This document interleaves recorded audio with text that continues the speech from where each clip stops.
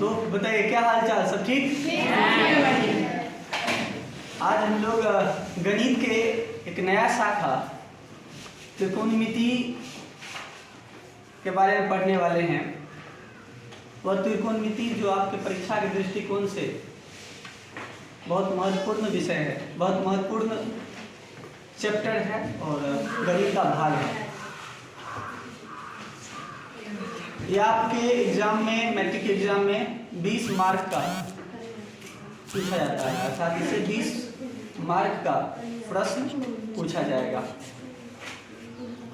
इसमें टोटल 6 जो चैप्टर है, प्रमुख 6 जो चैप्टर है, इसके अलावा भी और भी है, लेकिन 6 मुख्य चैप्टर हम लोग मैट्रिक में पढ़ेंगे, अध्ययन करेंगे। आज हम लोग त्रिकोणमिति क्या है, क्यों पढ़ते हैं, ये जानेंगे।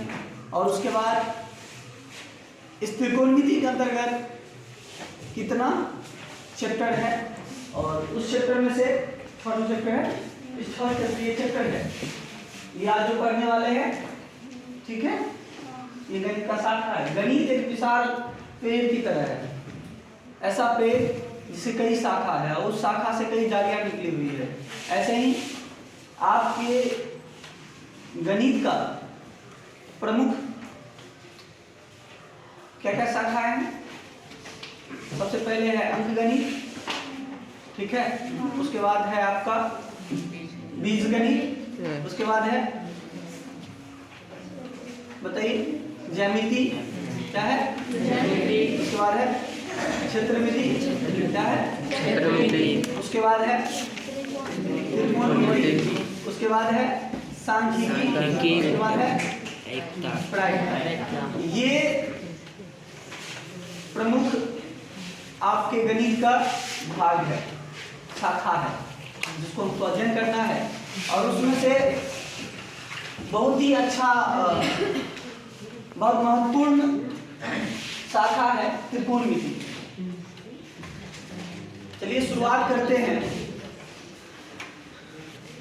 कि ये त्रिकोणमिति क्या है।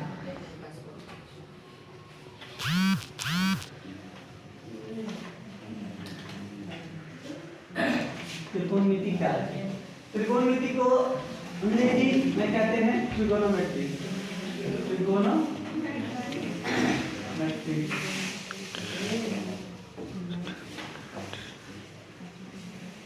यह ग्रीक शब्द के ट्रिगोनोमेट्री, जो ग्रीक शब्द के 2 शब्दों से लिया गया है, 2 शब्दों को कंबाइन करके बनाया गया है। किन शब्दों से ध्यान दीजिए, क्या है बता रहा हूँ, ध्यान दीजिए, पहले समझिएगा शब्दार्थ ना, वर्ड का तो मतलब तो पता होना चाहिए। पहले बना है त्रिकोण से, त्रिकोण और मेट्रॉन।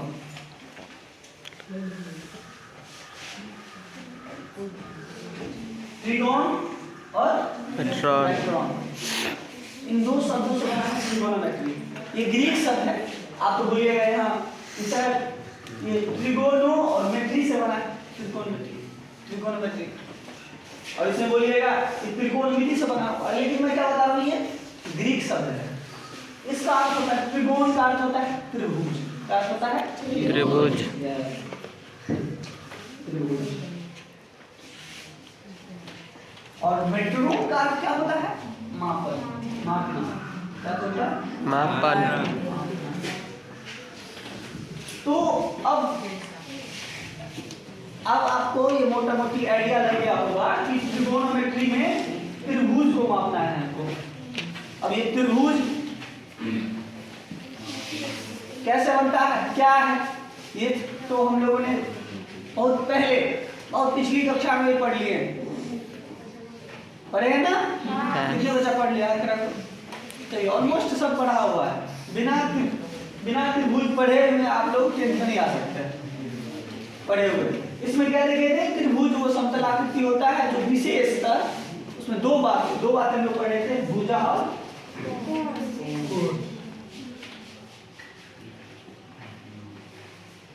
मतलब इसमें भुजा और कोण को मापेंगे हम लोग।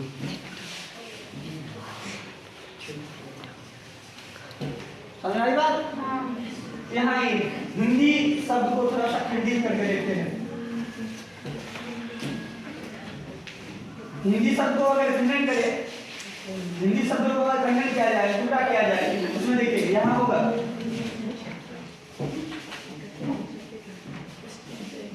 त्रिकोण मिति। त्रि मतलब या इसको भी टूटा कीजिए, इसका भी जोड़ कीजिए, तो क्या होगा त्रि प्लस कोण और यहाँ त्रि मतलब संख्या में 3, कोण का मतलब समझते हैं दो रेखा या रेखा खंड या किरण एक बिंदु पाकर के मिलती है, तो जिस आकृति का निर्माण होता है वही कहलाता है कोण। कोण कहलाता है। और मिति का होता है साधारणतया माप। तो अब इसके आधार पर आप त्रिकोणमिति का परिभाषा लिख सकते हैं कि आखिर त्रिकोणमिति क्या है, बोल सकते हैं। अब हो जाएगा ना यहीं से कि त्रिकोणमिति गणित की वह शाखा है जिसके अंतर्गत हम लोग त्रिभुज के भुजा और कोण को मापते हैं और त्रिभुज से संबंधित, उसके भुजा और कोण से संबंधित विभिन्न प्रश्नों का हल करते हैं। उसको ही कहा जाएगा, आप देखने से देख सकते हैं। लिखिए परिभाषा, जो बातें बोले हैं उसको लिखिए। पहले तो अपने नोट में ये राशि मैं बताया उसको भी नोट कर लीजिए। ये सभी आपने चैप्टर करना है, मैं इस कराऊंगा, एक एक करके बताऊंगा। लेकिन आज अगर परिचय यहाँ तक में हो जाती है, ठीक है, उसके बाद ये चैप्टर शुरू कर देंगे। सब समय अगर आपका परिचय इंट्रोडक्शन सारा चीज हो जाता है तो और भी बहुत सारा चीज अभी बात करना है विस्तार करके, शुरू से ही जीरो से हीरो लेवल तक की पढ़ाई करेंगे। लिखिए परिभाषा, डेफिनेशन लिखिए। हाँ, ये रट के कोई नहीं लगेगा, लिखा रहे हैं ऐसे ही, एक दो बार पढ़ लीजिएगा। अभी समझिए, मैथ समझने की चीज है, रटने की चीज नहीं है मैथ।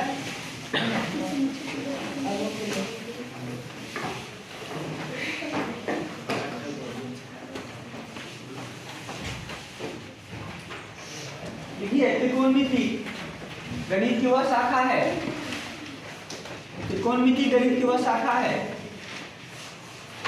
जिसमें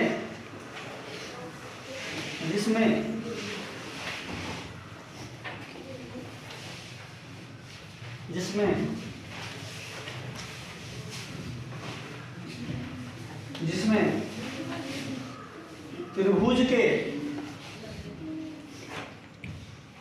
के देखिए, जिसमें त्रिभुज के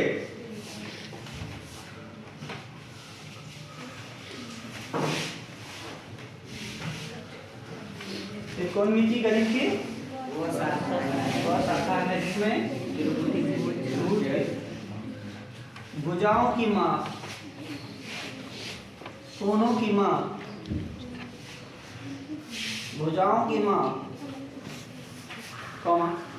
कोणों की माप, कोणों की माप एवं उससे संबंधित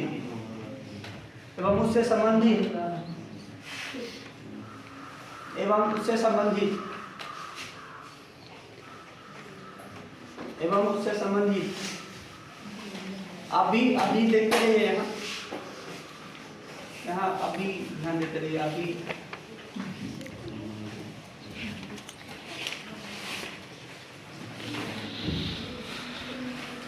विभिन्न इससे संबंधित समस्याओं का हल किया जाता है। उससे संबंधित विभिन्न समस्याओं का हल किया जाता है। अब त्रिकोणमिति का अंदाजा लग गया ना, आइडिया हो गया। डेफिनेशन भी आप लोग उसको समझ जाइएगा।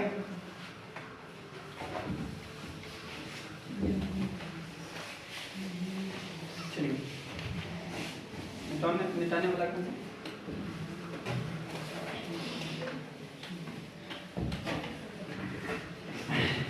मिटा देना। ये ग्रीक का जो शब्द था, दोनों ग्रीक का शब्द।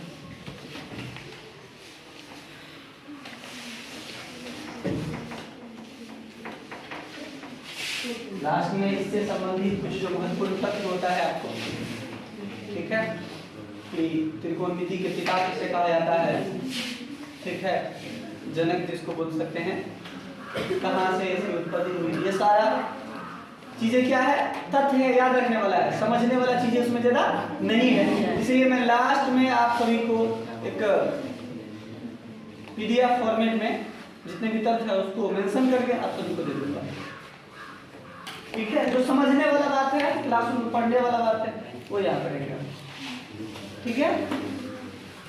तो यहाँ हम देखिए कि त्रिकोणमिति क्या है। अब देखिए त्रिकोणमिति क्यों पढ़ते हैं, क्या एप्लीकेशन है, क्या यूज है इसका। बिना मतलब का कोई भी आदमी कुछ काम करता है नहीं। हर एक कार्य के पीछे कुछ ना कुछ रीजन ना उद्देश्य छिपा होता है। ऐसे ही तो कोई नहीं दे सकता है आपके सिलेबस में त्रिकोणमिति। आखिर ये त्रिकोणमिति का क्या,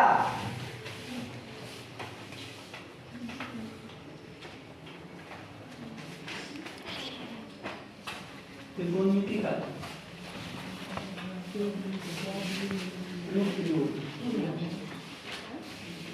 त्रिकोणमिति का कहाँ एप्लीकेशन है, कहाँ कहाँ हम प्रयोग करते हैं त्रिकोणमिति का। तो ये मत सोचिए कि जी हम लोग के एग्जाम में 20 मार्क का पूछा जाता है इसलिए हम लोग सवाल को हल करने के लिए पढ़ते हैं। त्रिकोणमिति ही गणित का ऐसा शाखा है जो गणित के अन्य शाखाओं से अपना संबंध रखती है, अन्य शाखाओं से संबंधित है। बीजगणित में भी त्रिकोणमिति का प्रयोग होता है। ज्यामिति में भी कई बार एंगल निकालने के लिए त्रिकोणमिति का प्रयोग क्या होता है, बोल रहे हैं, उसको ध्यान से सुनिएगा, नोट कर लीजिएगा। सबसे बड़ा यूज त्रिकोणमिति का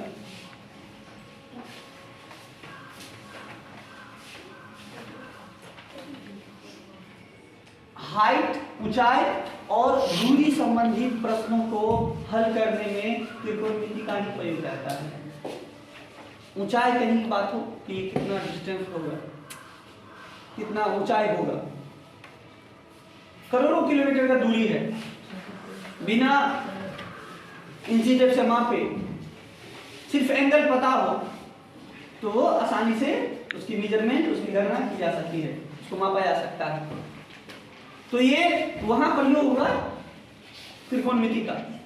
अगर त्रिकोणमिति नहीं रहता, त्रिकोणमिति का विकास नहीं हुआ रहता, तो पृथ्वी से चांद की दूरी कितनी और पृथ्वी से सूरज का दूरी कितना, ये चीज पता नहीं चलता। तो ये किसका कमाल है, त्रिकोणमिति का ही कमाल। त्रिकोणमिति से ही ऊंचाई और दूरी संबंधित प्रश्नों का, समस्याओं को हल करना आसान हुआ। और हम लोग इसमें इस त्रिकोणमिति के अंतर्गत पढ़ेंगे नहीं ऊंचाई और दूरी। तो है कि नहीं मजेदार। क्या आपको कोई बोले कि बताओ इस घास का ऊंचाई कितना है, आप बोल दीजिएगा, ये बोल दीजिएगा यहाँ से। त्रिकोणमिति पढ़ने के बाद मैं दावा के साथ कहता हूँ कि बोलेगा अनुमान लगा के बता इस पेड़ की ऊंचाई कितनी होगी, तो आप बोल दीजिएगा। उस समय बताएंगे क्या, सुनिए, उस समय बताएंगे कि ये है ग्राउंड सरफेस, धरती जिस पर आप हैं, यहाँ है प्यारा सा मिल्लू नाम है, ठीक है, और यहाँ है विशाल पेड़।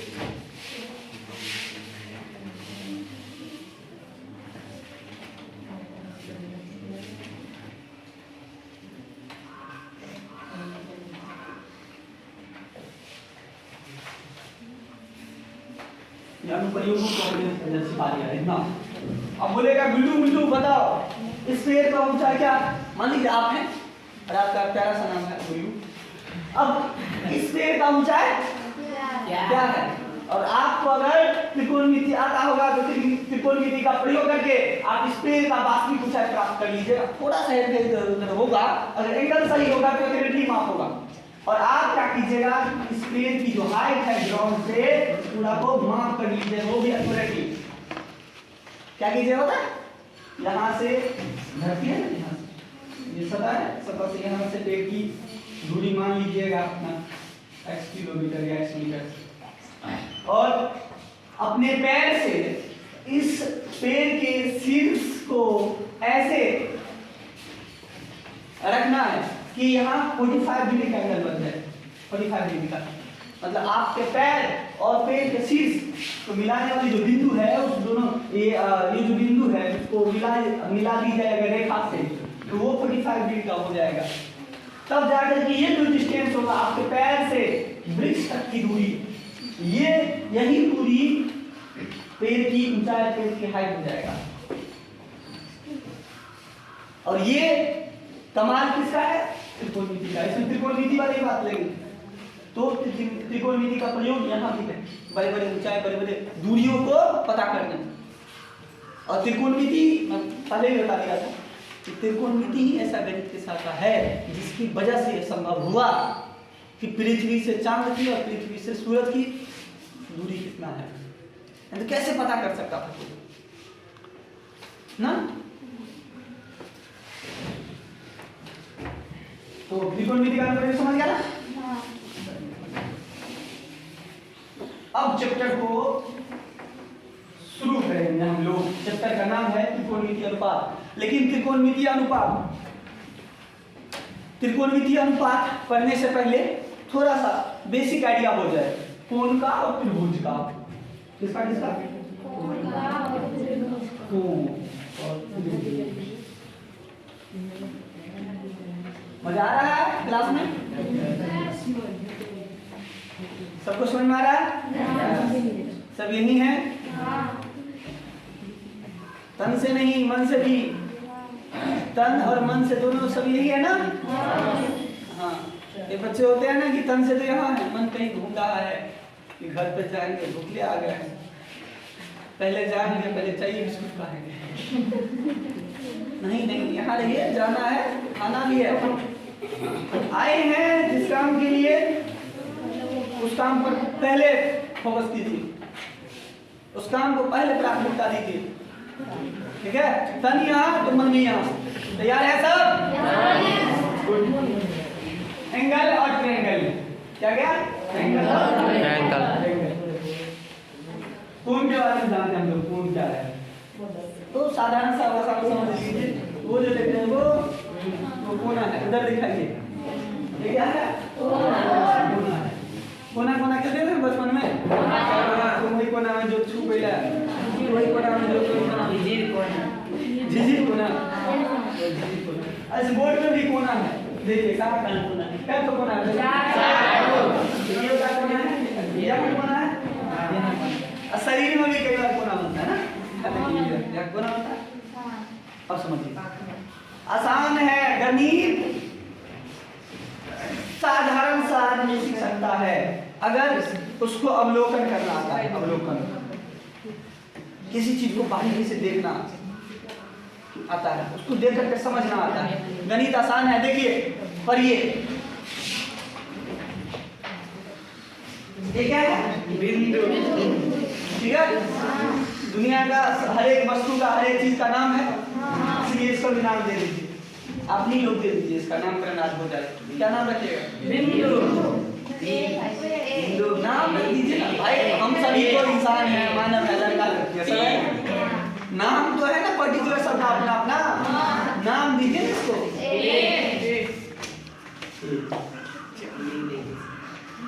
ना। अब यहाँ से दो ठो रेखा खींच दीजिए, लेकिन शर्त यह है कि दोनों रेखा कोलैप्स नहीं करना चाहिए, अर्थात आश्रित नहीं होना चाहिए, एके पर नहीं होना चाहिए, अलग लकीर खींच सकते हैं आप। ये ठीक है। अब इस तरह जो आकृति दिखाई दे रहा है, इसी को बोलते हैं कोण। क्या कहते हैं इसको? कोण।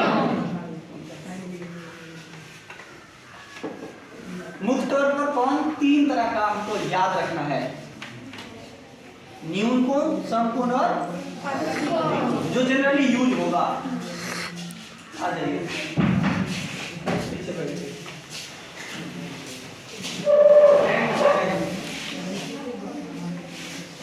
ये है ना? अब इसमें इसका प्रकार, इसे कितने प्रकार होते हैं ये सभी हम लोग चर्चा कर लिए हुए ना मिटा दे।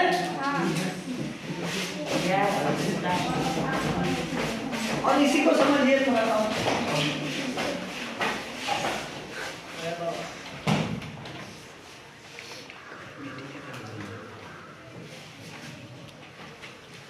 ये किरण, किरण का नाम है एबी किरण को हम अस्थाई किरण बोलते हैं। क्या बोलते हैं? अस्थाई। अभी के लिए बोलते हैं, बोलते नहीं है ये शांता के लिए, अभी के लिए बोलते हैं अस्थाई। और एक ये भी है, इसको भी मान लीजिए किरण। अच्छा किरण और रेखा में क्या खासियत होता है कि रेखा की लंबाई अनिश्चित होती है। रेखा के दोनों साइड में तीर की दिशा होती है, एरो होता है, दोनों साइड बढ़ेगा। और किरण केवल और केवल एक ही साइड बढ़ेगा। लेकिन दोनों में समानता यह है कि दोनों की लंबाई अनिश्चित होती है, दोनों की लंबाई अनिश्चित होती है। अब हम क्या कर रहे हैं, इसको भी एक एज्यूम करते हैं, मान लेते हैं कि ये किरण है। क्या है? किरण। इसको ए बोलते हैं, इसके अंतिम बिंदु को। किसी भी रेखाखंड किरण के दो अंत बिंदु होता है ना, यहाँ और यहाँ। ये टॉप, यहाँ देख लीजिए, यहाँ हम बोल रहे हैं इसको यहाँ पॉइंट है, मान लेते हैं इसको ए और इसको मान लेते हैं सी ऐसे। ठीक है, अभी कहाँ है ये ए पॉइंट और सी पर कौन है? बी पर। क्या हो रहा है धीरे धीरे? क्या घड़ी की सुई ऐसा ही चलती है? ऐसे ही नहीं, घड़ी की सुई कैसे? मान लीजिए घड़ी का सुई है तो कैसे चलेगी? ऐसे। तो ये लाइन दो तरहों से विचरण करेगी, मूव करेगी, घूमेगी।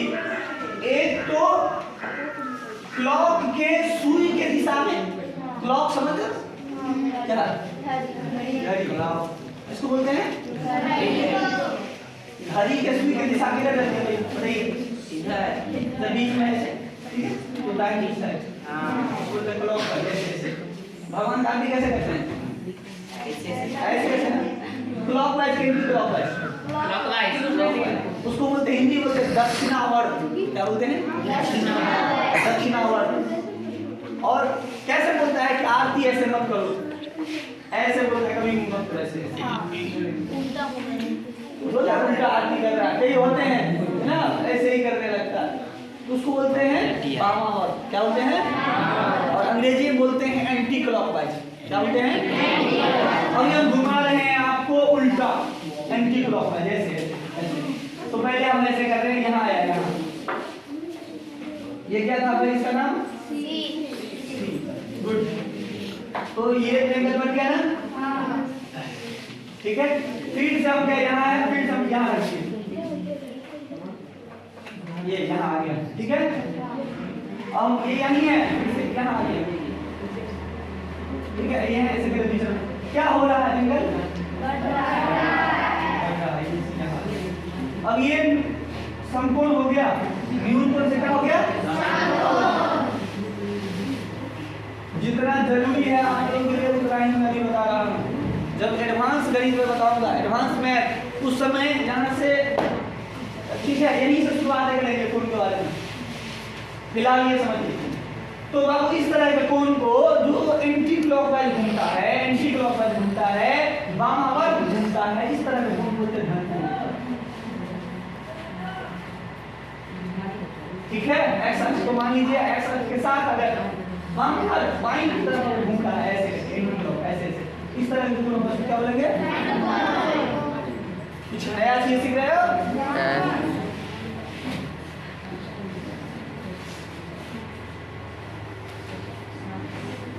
इसको कहा जाता है अस्थायी किरण। इसको कहा जाता है अस्थायी किरण। परमानेंट रे। इसको बोलता है विचरित किरण, विचरण करने वाला, मूव करता है, घूमता है ना, घुमन को जैसा होता है रे। हाँ, तो बताइए ये जो सुई है, मिनट का सुई, ये अस्थाई सुई अभी लग रहा है या घड़ी की ओर दिखा या विचरण, विचरित वाला, विचरण करने वाला। सेकंड का सुई और घंटा का सुई लग रहा है, लेकिन वास्तव में क्या वो भी अस्थाई है? नहीं। इस तीनों सुई, सेकंड वाला, मिनट वाला और घंटा का, तीनों सुई का जो दिशा है वो क्लॉकवाइज है कि एंटी क्लॉकवाइज है? ऐसा आप क्लॉक में तो क्लॉकवाइज रहेगा ना। चलिए, लेकिन कई बार क्या होता है, अगर हम इसी को ये ए और सी को अगर क्लॉकवाइज घुमाएंगे इस तरह का, इधर का, तो लग तो रहा है न्यूटन है, न्यूटन है, लेकिन यहाँ इसको इस तरह से बोलेंगे, कर लेंगे। समझ बात? समझ चलिए नोट कीजिए तो फिर अब आते थे रूल पर।